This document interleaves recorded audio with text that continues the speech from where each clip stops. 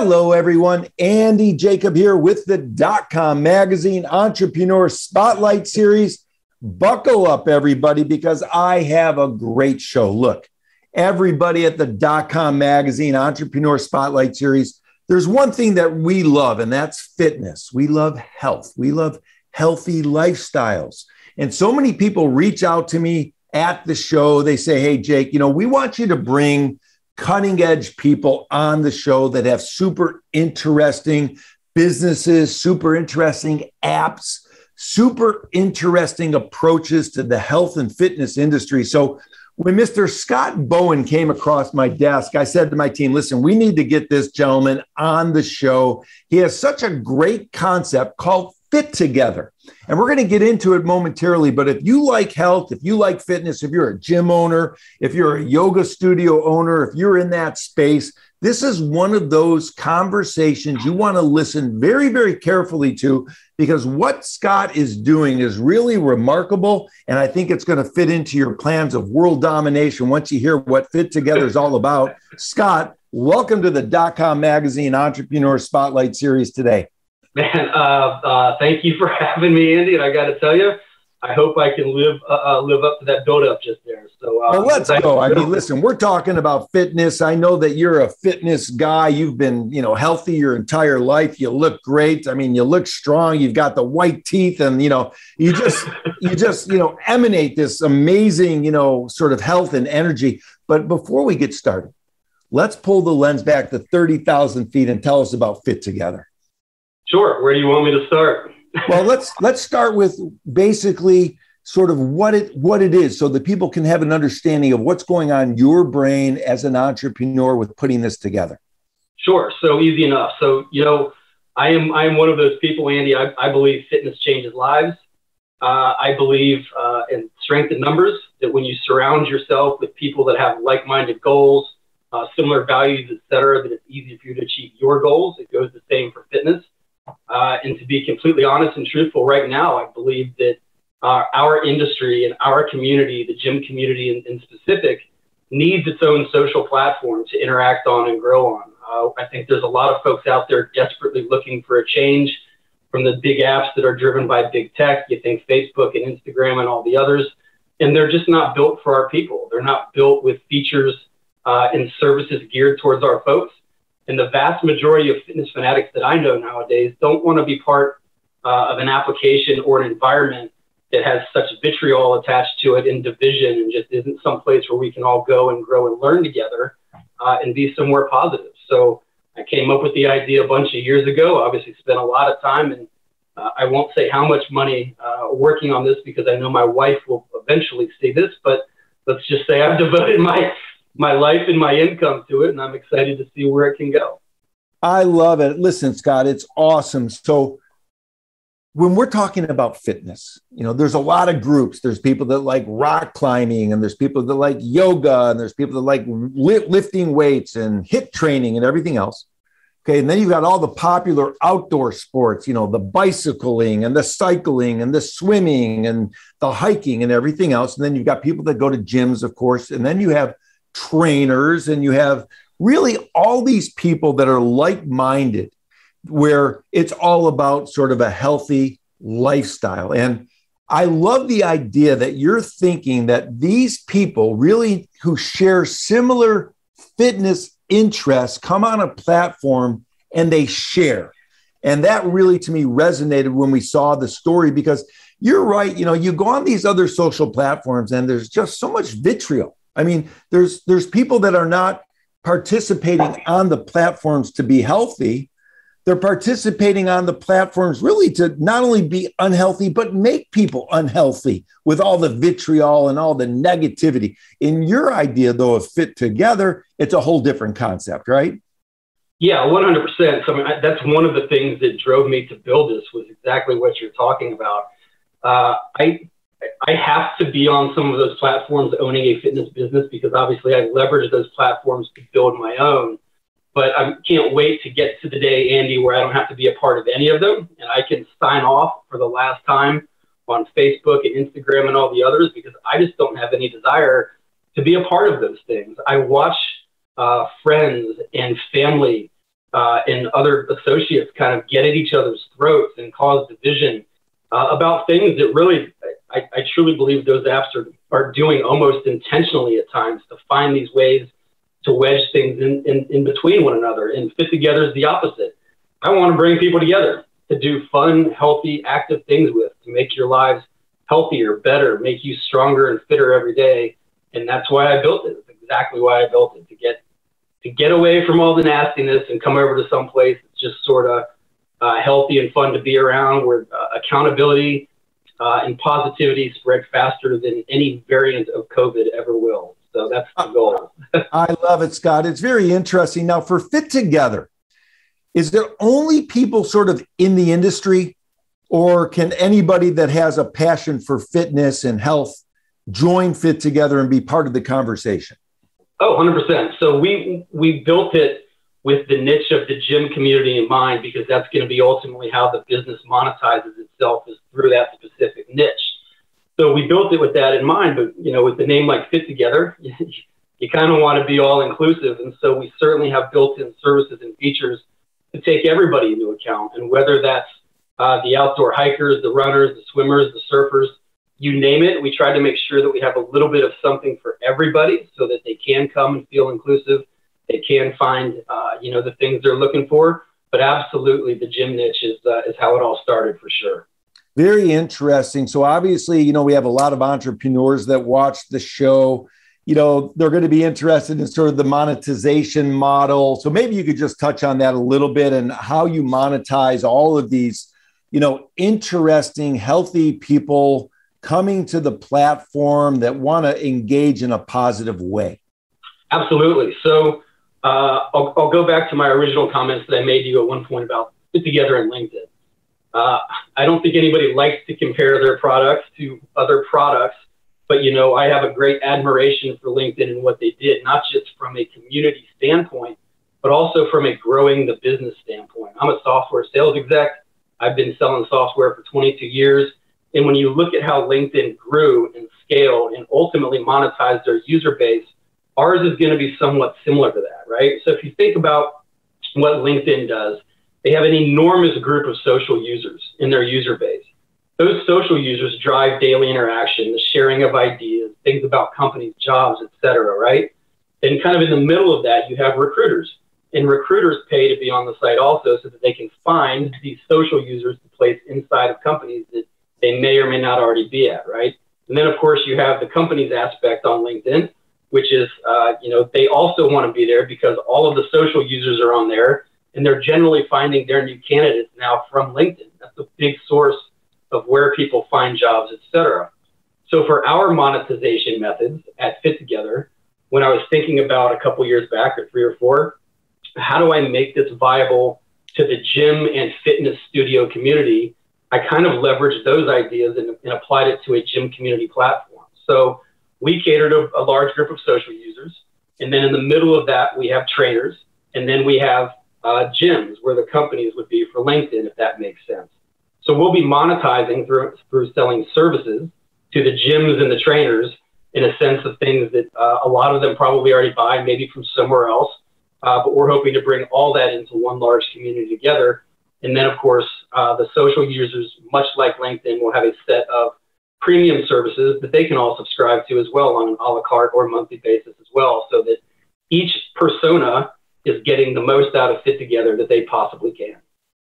I love it. It makes all the sense in the world. It really does. I had to put my glasses on just for a minute because, I made some notes when I was researching your background and experience. And of course, you've got a great background. You've got a very interesting entrepreneurial journey that has led up to FitTogether. Of course, FitTogether, you can find it on, on your iOS. You can find it on the Google Play Store. You can find it, wherever apps are downloaded. It's a great logo, by the way. It just stands out. The F and the T look really, really sharp with the green background. But when we think about your entrepreneurial journey, Scott, what kind of led you to come up with this idea and then actually put it into place? And here you are, after developing it, have this, platform that people are using and enjoying and loving.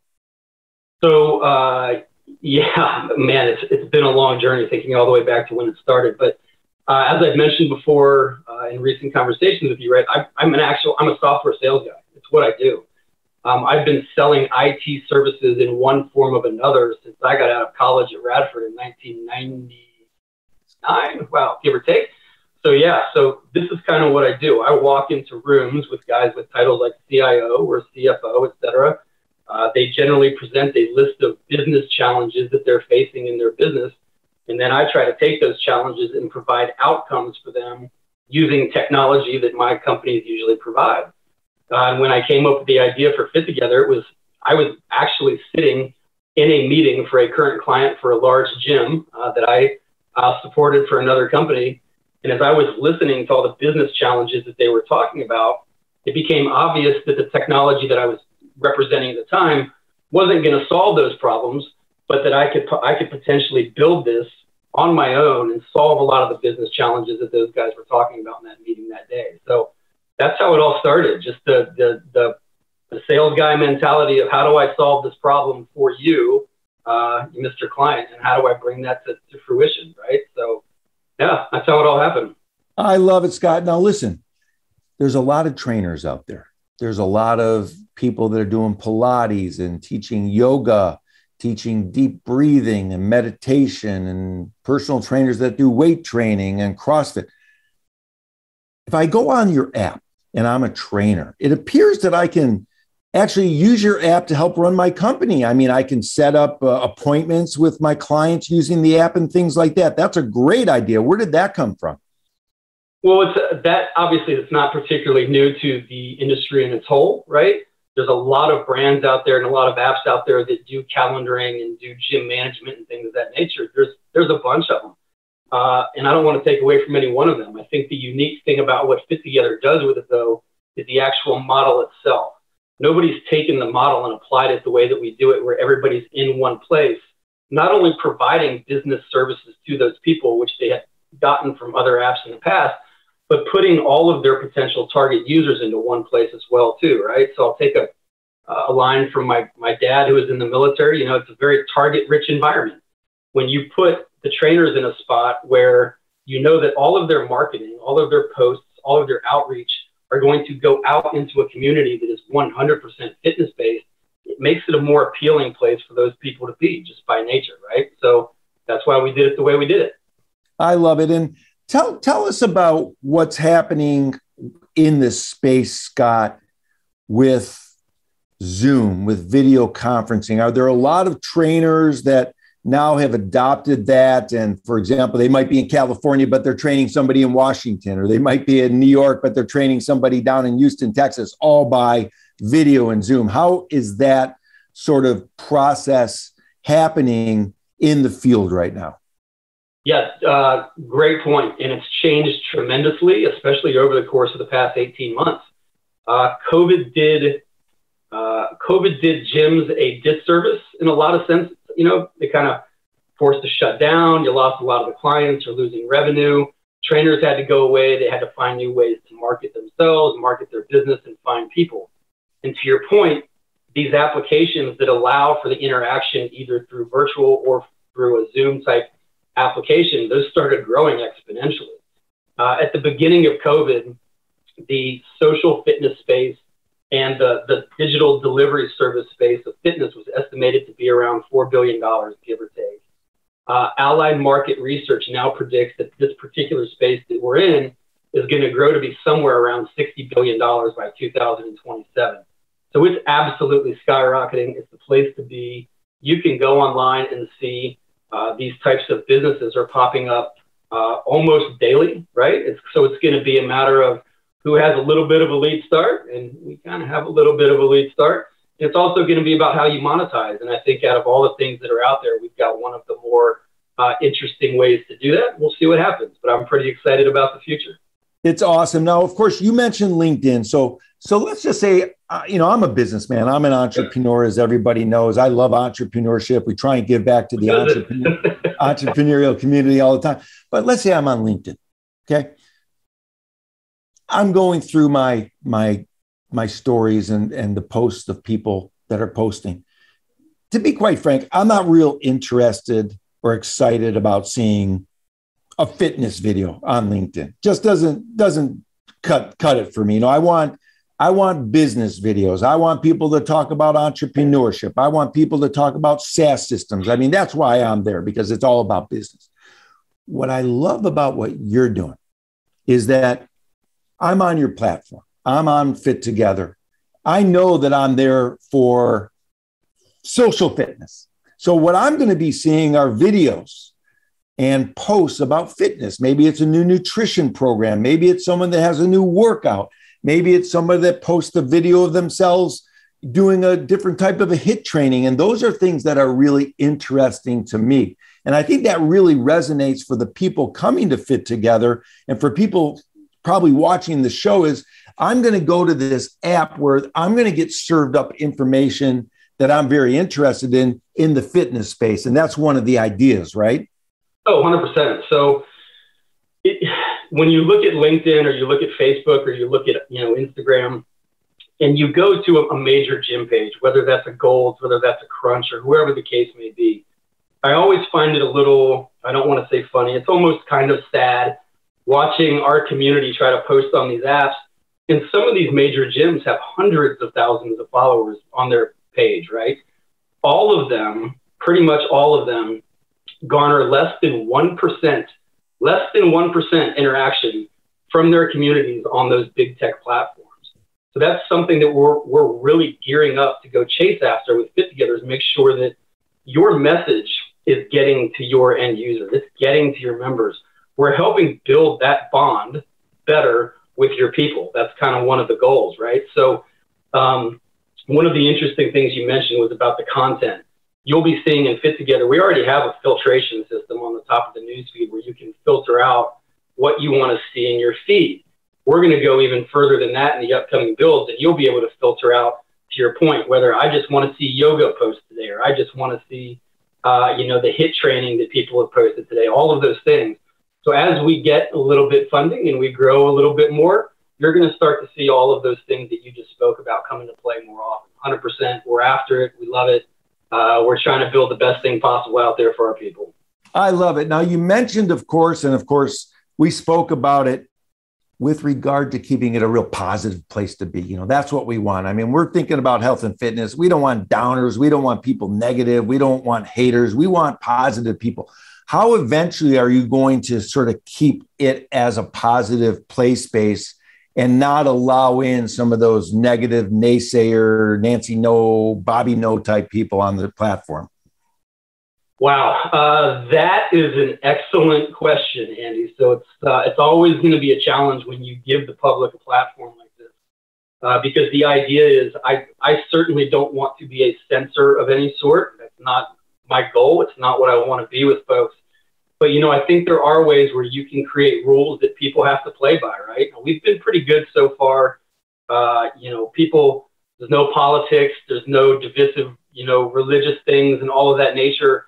Most people come on board and they realize almost instantly that this is a place just to talk about stuff that we have in common. And we've seen very little bickering or anything of the outside stuff that you find on all the other platforms.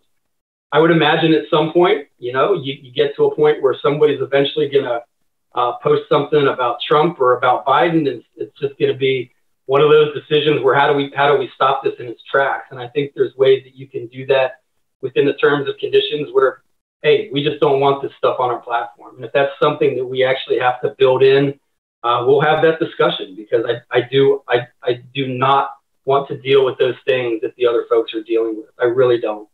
Yeah, and as you grow, you'll have to figure that out, and I'm sure you will, whether it's through AI or whether it's through just, the people that are monitoring the application that love it so much that they don't want to have anything like that on, so they're sort of self-monitoring the application, which happens very well. Yeah, and so to your point on that, we obviously have a feedback mechanism on posts where users can, report things of that type of nature where they might not be happy with something or something that was posted that's offensive. And we've had that used plenty of times. We've certainly had our fair share over the past year and a half of people posting things that were inappropriate, but also we get the ones where, I wake up in the morning and there's one in the database and it's, hey, maybe keep the religion stuff off. Can we get rid of this stuff? And we'll send notes out to people and say, hey, kind of community guidelines type stuff. We'd like to keep this to doing, you know, squats and bench presses and CrossFit and yoga. Let's focus on the thing that we're all here for.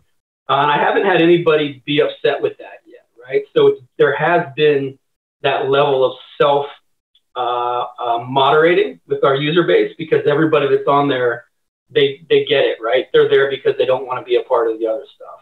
Yeah, that makes all the sense in the world. Now, Scott, I'm a competitive guy, and I know that a lot of people in the fitness space are pretty competitive as well. I could imagine that because you have so many people on the platform, and they, you know, certainly can set up their fitness goals using Fitbit on the platform, which is super cool, that maybe you allow some competitiveness between the people coming on the platform. Is that something that you're either doing or planning on doing, where we could have a walking sort of contest, or maybe a weightlifting contest? How many days in a row, you know, we're doing certain activities, how many minutes we're walking, or how many steps we're doing, and the like? So those already exist to some extent, right? So to your point, the Fitbit stuff, it was one of the first applications that we synced with, just because it had the most market share at the time. So you can do steps challenges, calories challenges, running challenges, things of that nature.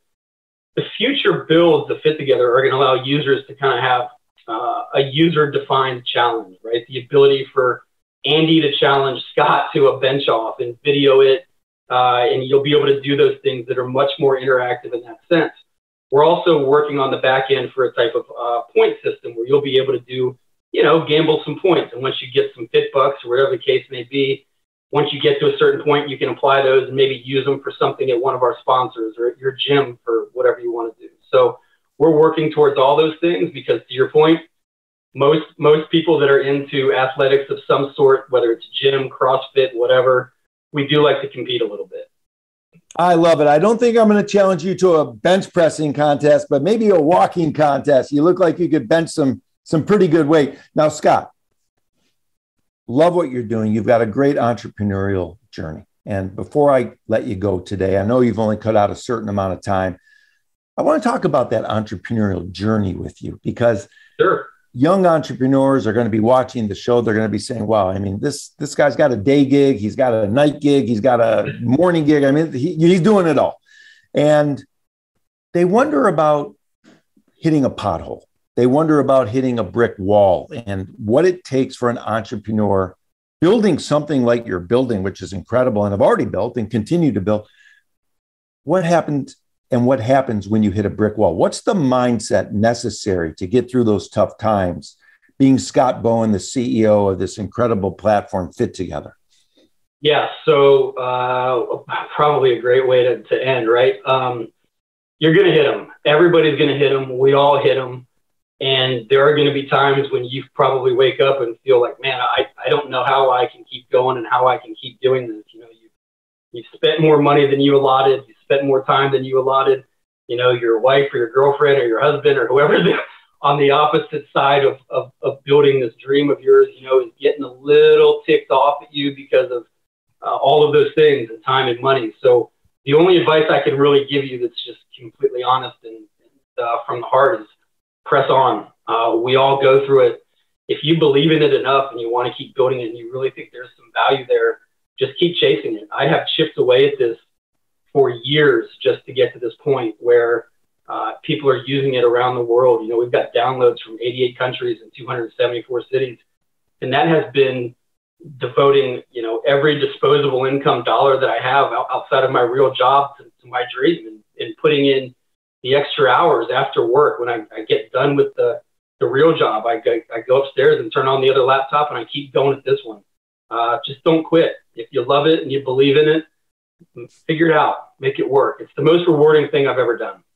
Scott, I love it so much. I mean, it must be so remarkable when you wake up in the morning and you look at the desktop and you see, you know, people from all over the world downloading the app, and the number of engagements that you're getting and the number of users. I mean, it's so interesting that you put it out into the world. It's like that field of dreams, build it and they will come. And in your case, they're coming, and they're going to continue to come as the word gets out there about this very unique and positive application, all based on people's love of health and fitness. It's a great mission. I mean, it's a great social mission that you have because you want it to be positive. And you know, with the amount of teenage suicides and all the kind of dark things that are going on in the world, here you are as a candle bringing a lot of light into a dark world. So it's super cool, Scott. I wanted to thank you so much for coming on the .com Magazine Entrepreneur Spotlight Series today. I'm going to have you back, and we're going to talk about, you know, maybe doing a bench press contest if I can start getting my bench presses in more than I have been lately, and we'll talk about that as well. So, Scott, thanks so much for coming on the show. This has been absolutely remarkable. Thank you. I appreciate you having me and taking the time to learn a little bit about what we're doing. So hopefully the rest of the world sees it soon and this thing does what I hope it can do. I appreciate it, Andy. Thanks for your time.